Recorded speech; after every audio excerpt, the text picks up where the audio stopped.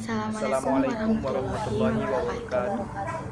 Komunikasi adalah suatu proses ketika seseorang atau beberapa kelompok dan masyarakat menciptakan dan menggunakan informasi agar terhubung ke lingkungannya dan orang lain. Komunikasi adalah suatu proses penyampaian informasi dari satu pihak ke pihak lainnya. Pengertian komunikasi lisan. Komunikasi lisan adalah bentuk komunikasi dengan mengucapkan kata-kata secara lisan dan langsung kepada lawan bicaranya. Biasanya komunikasi lisan dapat dilakukan pada kondisi para personal atau individu yang berkomunikasi berhadapan secara langsung. Contohnya, saat berkomunikasi dengan tatap muka langsung. Selain itu, komunikasi lisan ini juga dapat dilakukan melalui alat yang berupa komputer yang telah dilengkapi dengan fasilitas konferensi jarak. Ciri-ciri komunikasi lisan ada 5. Yang pertama yaitu bersifat tatap muka. Sistem ini mengandalkan peserta komunikasi dan hanya bisa terjadi apabila ada orang yang bertatap muka secara langsung. Yang kedua yaitu terikat pada ruang. Proses komunikasi ini terikat pada ruang atau tempat yang digunakan. Yang ketiga yaitu terikat waktu. Komunikasi ini hanya bisa berlangsung pada waktu yang sama jika ingin pesannya didengar oleh orang lain. Yang keempat yaitu menggunakan organ dominan mulut dan telinga. Yang terakhir yaitu mementingkan penampilan. Komunikasi lisan ada 2 jenis. Yang pertama yaitu komunikasi lisan secara langsung. Merupakan komunikasi lisan yang terjadi tanpa adanya perantara, jarak, dan media yang digunakan dalam berkomunikasi. Yang kedua yaitu komunikasi lisan tidak langsung. Merupakan komunikasi yang menggunakan perantara berupa telepon, komputer, televisi, ataupun yang lainnya sebagai penyampai pesan atau informasi kepada komunikan. C. Prinsip komunikasi lisan. Prinsip komunikasi lisan terbagi menjadi 3 bagian, di antaranya suara, bunyi, dan nada. Suara merupakan getaran udara yang terjadi melewati pita suara dalam tenggorokan. Suara dibedakan menjadi 2 jenis, yaitu suara hidup yang timbul dari huruf yang merupakan huruf vokal. Suara mati ialah suara yang berasal dari huruf mati yang merupakan huruf konsonan. Bahkan, kondisi fisik pun dapat membedakan suara seorang individu, misalnya flu. Bunyi merupakan getaran udara yang muncul karena adanya pergesekan dari 2 benda atau lebih. Yang ketiga, nada. Nada merupakan intonasi atau tingkatan suara.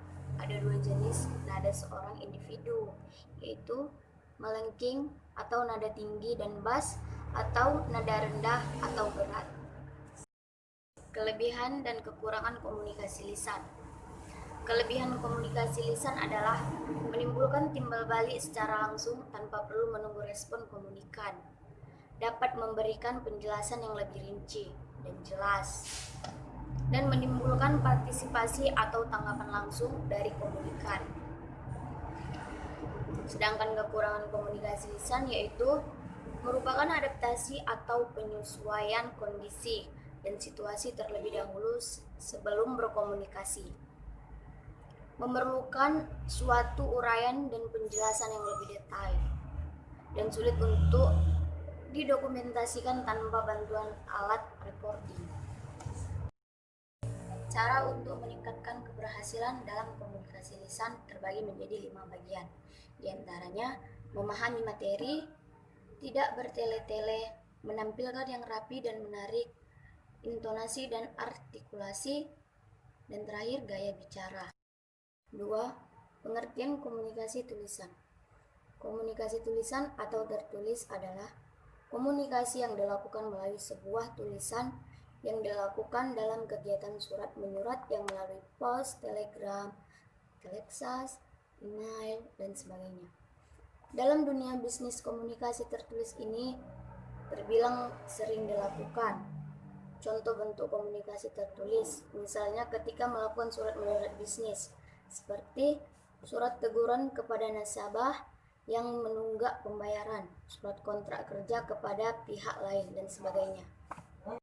Materi selanjutnya yaitu bentuk-bentuk komunikasi tertulis dan tulisan. Bentuk-bentuk komunikasi tertulis atau tulisan dibagi menjadi 2. Yang pertama, surat dan memo. diklasifikasikan ke dalam 4 kategori, yaitu permintaan atau permohonan langsung, berita dan pesan-pesan yang baik, berita-berita yang tidak baik, dan pesan-pesan yang persuasif. Yang kedua adalah laporan. Prinsip-prinsip komunikasi tertulis terbagi menjadi 7, yaitu lengkap, ringkas, pertimbangan, konkret, jelas, sopan, dan benar. Selanjutnya, kelebihan dan kekurangan komunikasi tulisan. Kelebihan komunikasi tulisan yaitu sebagai dokumentasi, mengatasi hambatan pada komunikasi lisan, lebih terstruktur dan terencana, mengontrol pesan, memuat informasi dengan kompleks dan detail, pesan dapat disebarkan secara luas, dan kita dapat membaca ulang informasi. Kekurangan komunikasi tulisan yaitu keterbatasan kata, dapat menjadi ambigu atau rancu, bersifat formal, salah pengertian, perlu pemahaman bagi penerima, tidak dapat bertemu langsung, dan tidak ada penjelasan selain yang tertulis. Selanjutnya, persyaratan penulisan komunikasi tertulis atau tulisan. Ada 8 syarat, yaitu ditulis dalam format yang menarik, memilih maksud dan tujuan, menggunakan bahasa yang mudah dimengerti, penggunaan bahasa yang baik dan benar, penggunaan bahasa yang disesuaikan dengan kemampuan pemahaman pihak pembaca, mencerminkan masalah-masalah yang dihadapi, hindari penggunaan kata atau kalimat yang dapat membingungkan pembaca, dan menunjukkan budi bahasa dan kewajiban penulis.